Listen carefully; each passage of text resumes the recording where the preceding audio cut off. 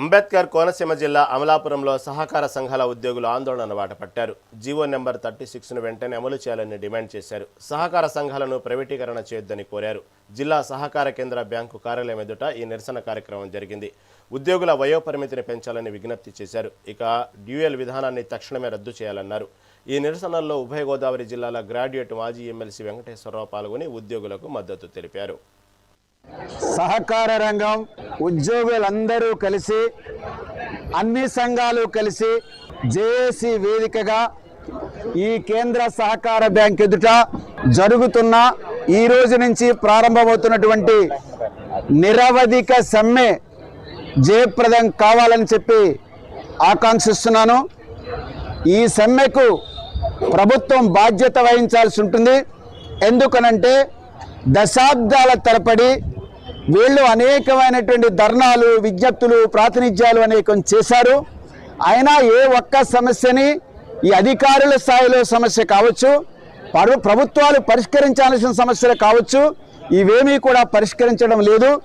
సహకార ఉద్యోగుల పట్ల ప్రభుత్వం ఈ వివక్షత సరికాదని చెప్పదలిచింది.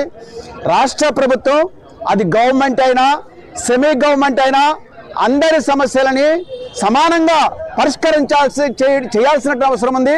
లేకపోతే ఈ రాజ్యాంగం యొక్క ప్రమాణాలకే సమానత్వమైనటువంటి సూత్రీకరణకే వ్యతిరేకం అని చెప్పదలిచింది. రాష్ట్ర వ్యాప్తంగా మేము సిఐటి బ్యానర్ కింద, ఏఐబిఐ రెండు బ్యానర్ల కింద మేము పనిచేయడం జరుగుతుంది. డిసెంబర్ 6 నుంచి నిరంగాటంగా నిరాహార దీక్షలు, అసెంబ్లీ ముట్టడి, రిజిస్టార్ ఆఫీస్ ముట్టడి, అనేక ముట్టడి కార్యక్రమాలు, రిలే నిరాహార దీక్షలు ధర్నా చౌక్లో కూడా చేయడం జరిగింది.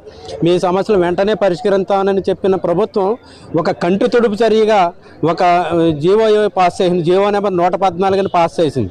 ఆ 14 చేసి ఒక కమిటీ వేసి ఆ కమిటీని 4 నెలల తర్వాత రిపోర్ట్ ఇమ్మని చెప్పింది. ఆ కమిటీలో కూడా మాకు అనుకూలమైన అంశాలు అయితే ఏమీ లేవు. రాష్ట్ర మంత్రివర్యులు కూడా, సహకార మంత్రివర్యులు అచ్చెన్నాయుడు గారు కూడా పిలిచి సమ్మె విరమించండి, మేము పరిష్కారం చేస్తామని రాత్రి వరకు కూడా వారి కార్యాలయం దగ్గర వెయిట్ చేసినా కూడా ఒక అధికారి గారు కానీ ఎవరూ స్పందించడం జరగలేదు. సహకార రంగం ఉద్యోగులందరూ కలిసి అన్ని సంఘాలు కలిసి జేఏసీ వేదికగా ఈ కేంద్ర సహకార